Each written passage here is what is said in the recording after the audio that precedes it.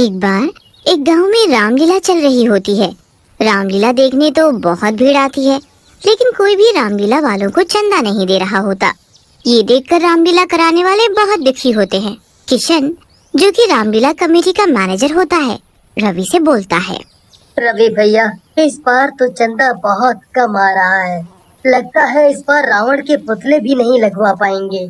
बात तो सही है, लेकिन हम कर भी क्या सकते हैं। लोगों ने इतना पैसा तो कमा लिया है, लेकिन भगवान के नाम पर कुछ चंदा देना ही नहीं चाहते। अरे तुम चिंता मत करो, राम जी है ना, वो कोई ना कोई रास्ता जरूर निकालेंगे। दोस्तों, उदास होने की जरूरत नहीं है। हमें रावण के पुतले के लिए स्पॉन्सर मिल गया है, वो हमें पैसे देगा। बिट्टू की बात सुनकर सारे खुश हो जाते हैं। रामलीला के 8वें दिन रावण, कुंभकर्ण और मेघनाथ के पुतले मैदान में लग जाते हैं, लेकिन शायद गांव वालों की किस्मत खराब होती है। वहाँ से एक चुड़ैल निकलती है। वाह, कितने बड़े बड़े पुतले हैं, क्यों ना इन्हीं में कुछ दिन रह जाऊं। ऐसा कहकर चुड़ैल और उसके 2 शैतान तीनों पुतलों में समा जाते हैं। उनके पुतलों में घुसते ही पुतले जिंदा हो जाते हैं। उनकी आंखें असली की हो जाती हैं और वो बोलने लगते हैं। बड़ा ही मजा आ रहा है, लेकिन मुझे अब भूख लगी है। मैं क्या खाऊं?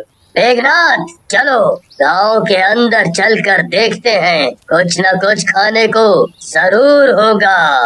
अरे गजोधर, हम अभी अभी बहुत बड़ा रावण का परछाई देखा हूँ।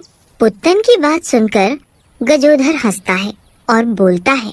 बोला था दशहरे में मत पिया कर, आए पापी, तुझे चढ़ गई है।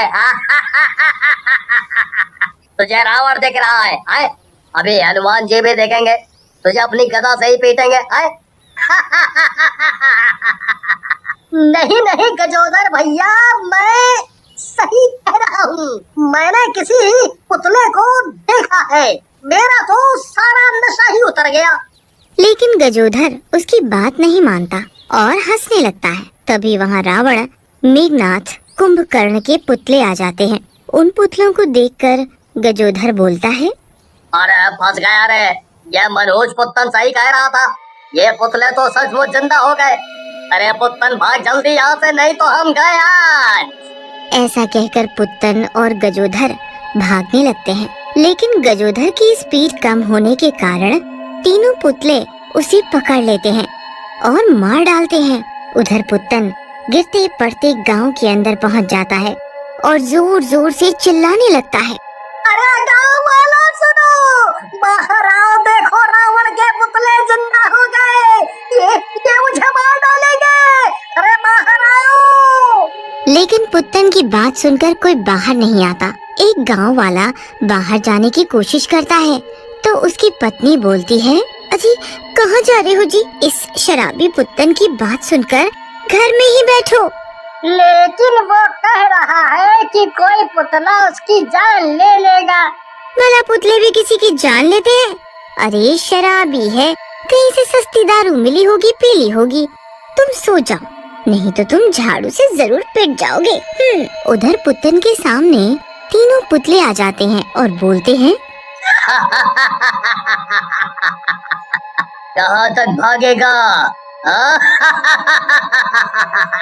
भला मौत से भी कोई भाग सका है? ऐसा कहकर रावण के पुतले पुत्तन को भी मार डालते हैं और अपनी जगह पर जाकर खड़े हो जाते हैं।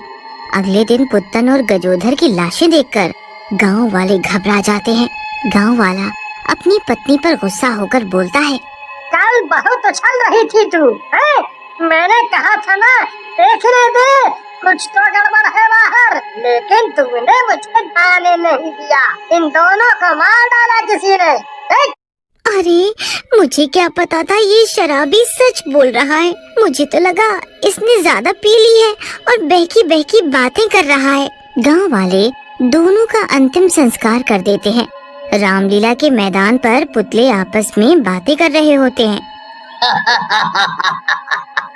तो कुंभकर्ण और मेघनाद, कल मजा आया ना लोगों को मारकर?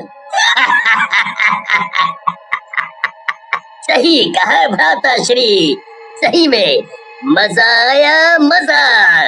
मैं तो असली का कुंभकर्ण महसूस कर रहा हूँ अपने आप को। सही कहा कुंभकर्ण जी, मुझे तो लग रहा है जैसे हम रामलीला के समय में पहुँच गए हो। उन तीनों की बातें वहीं पास में काम कर रहा राजू सुन रहा होता है। वो किशन के पास जाकर बोलता है, किशन भैया, हमको लगता है ये तीनों पुतले जिंदा हैं। आज ये तीनों पुतले बातें कर रहे थे। पुतले पुतले आपस में बातें कर रहे हैं। किसी और से मत बोलना, नहीं तो लोग तुझे पागल कहेंगे। नहीं नहीं किशन भैया, आप चाहो तो खुद देख लो। ऐसा कहकर किशन वहाँ से चला जाता है। बाकी लोग और राजू भी अपने काम में लग जाते हैं। उसी रात तीनों पुतले वापस गांव में जाते हैं और कई लोगों को मार डालते हैं। अगली सुबह गांव वाले एक जगह इकट्ठा होते हैं और बोलते हैं, अरे मैंने वो शराबी पुत्तन के मुंह से सुना था कि कोई पुतला उसे मार डालेगा। कहीं ये रावण के पुतले का तो किया धरा नहीं। सही कह रहे हो भाई तुम, कल मैंने भी कुछ परछाइयाँ देखी थी। तभी वहाँ सरपंच जी आते हैं और बोलते हैं, अरे तुम चिंता क्यों कर रहे हो? अगर ये पुतलों का किया धरा है तो आज दशहरे का आखिरी दिन है, शाम को जला देंगे इन पुतलों को। फिर गांव वाले बेसब्री से शाम होने का इंतजार करने लगते हैं और जैसे ही शाम होती है सारे के सारे रामलीला मैदान पर पहुंच जाते हैं। राम जी पुतले को जलाने के लिए अपना बाण चलाते हैं, लेकिन पुतलों को कुछ नहीं होता। ये देख राम जी किशन को बोलते हैं, किशन, कहीं ये पुतले गीले तो नहीं है? आग वाले बाण के लगने के बाद भी ये नहीं जले। नहीं नहीं, पुतले तो बिल्कुल सूखे हैं। रुको, मैं देखता हूँ। किशन पुतलों को देखने के लिए जैसे ही पुतलों के पास जाता है, पुतले जिंदा हो जाते हैं और जोर जोर से हंसने लगते हैं। देखने की जरूरत नहीं है किशन, हमारा ये आग कुछ नहीं बिगाड़ सकती। ऐसा कहकर रावण किशन को पकड़ लेता है और मारने की कोशिश करता है, लेकिन तभी लक्ष्मण जी अपना बाण चलाते हैं जो रावण के हाथ में जाकर लगता है। किशन उसके हाथ से छूट जाता है। किशन वहाँ से अपनी जान बचाकर भाग लेता है। ये देख रावण को भी गुस्सा आ जाता है। तेरी ये हिम्मत लक्ष्मण, तूने मेरा शिकार छीना, मैं तेरी जान ले लूंगा। ऐसा कहकर रावण लक्ष्मण को उठाकर पटक देता है। लक्ष्मण वहीं बेहोश हो जाते हैं।